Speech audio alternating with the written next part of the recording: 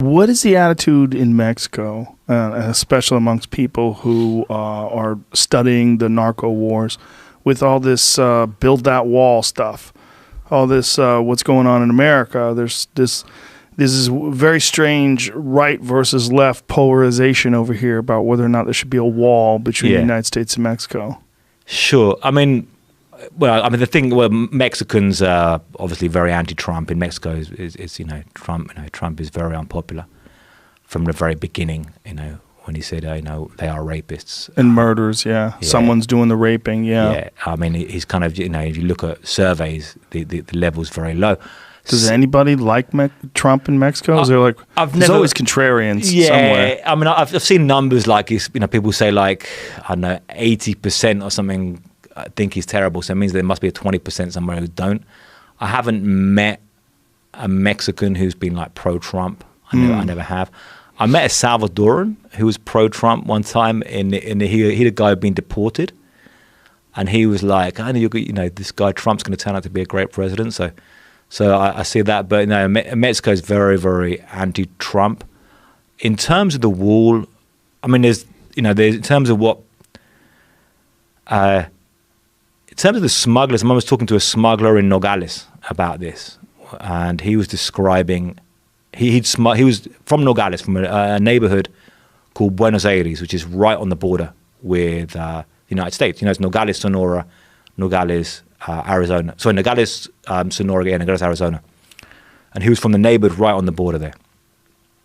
And he described that he first took people over the border with the United States back in the 1980s when he was at school. He was at high school.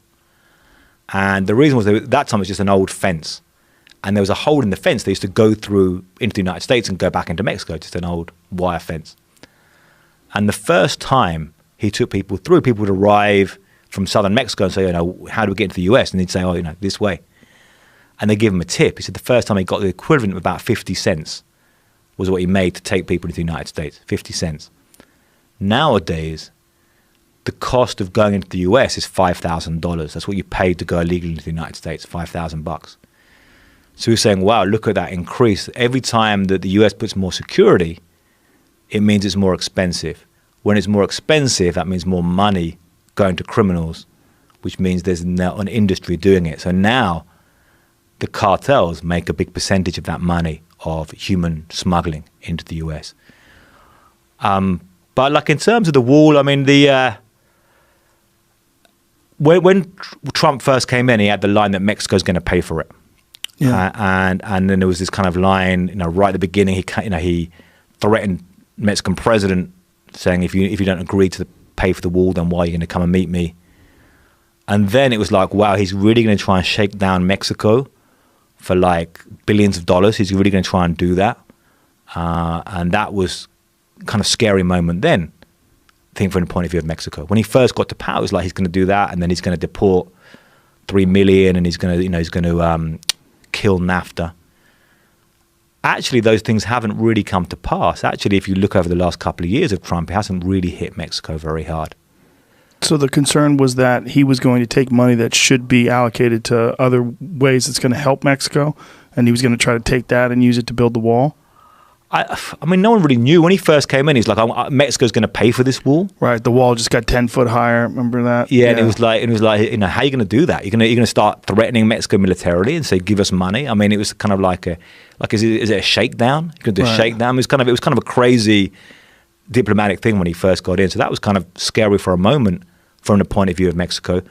But I think after you look at the last couple of years, he hasn't really hit Mexico with that. Now, if he wants to build the wall, now obviously there's the big fuss in terms of the spending here. But if he wants to build it or extend it, because there is wall in sections of the border already.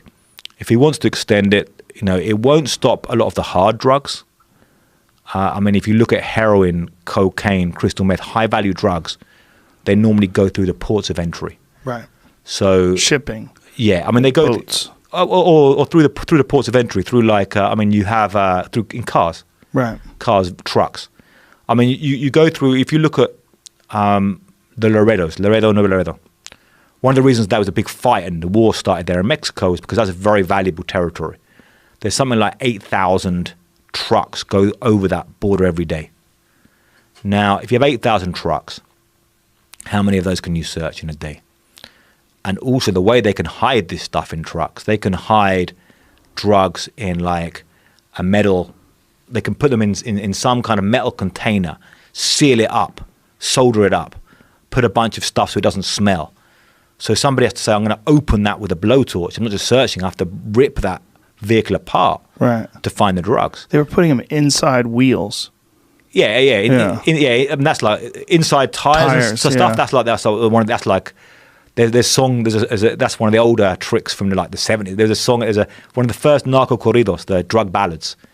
It was called Contraband and Treason from the 1970s, and that was about hiding marijuana back in tires back then. But yeah, I mean now the trap cars now are like super sophisticated.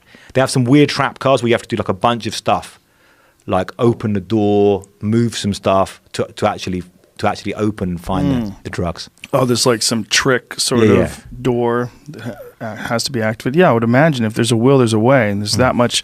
I mean, I remember hearing that from, I mean, it's not a reliable source, but from The Sopranos. They were talking about only 20% of all the shipping containers that get brought into America get searched.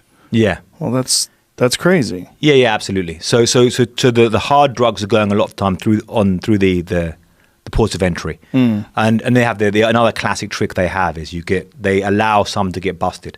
So you allow one guy to get busted. They set somebody up. So they're taking some drugs through. They get busted. All the energy's on them, and then meanwhile more drugs are going through. And is this the United States border that's catching this guy?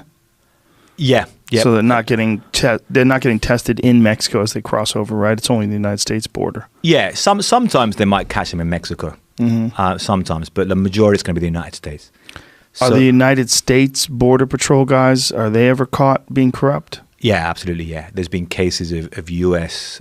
Border Patrol and customs entry people who have been caught taking a bunch of money, taking bribes, allowing certain cars through. Of course. Certain vehicles through, so yeah.